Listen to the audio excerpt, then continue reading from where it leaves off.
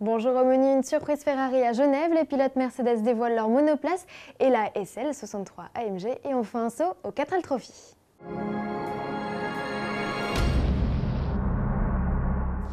Ferrari fait le buzz, la firme au cheval cabré annonce l'arrivée imminente d'une nouvelle GT. Elle remplacera la 599 GTB Fiorano. La sportive est en effet la seule de la gamme à ne pas avoir été changée depuis 2006. En attendant le lever de voile prévu le 29 février, Ferrari a publié une vidéo où l'on voit Fernando Alonso et Felipe Massa à son volant sur la piste de Fiorano.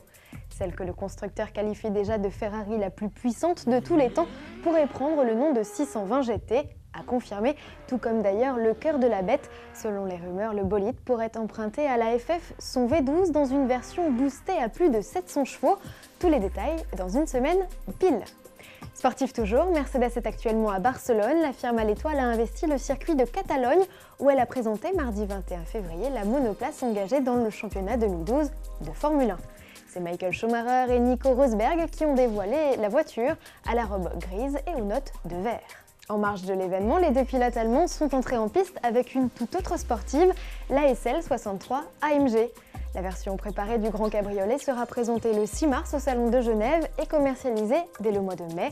Extérieurement, la SL63 AMG joue à fond la carte de la sportivité avec des prises d'air grand format, des bas de caisse au dessin sculpté, un déflecteur sur le coffre, des sorties d'échappement chromées et une jupe arrière façon diffuseur.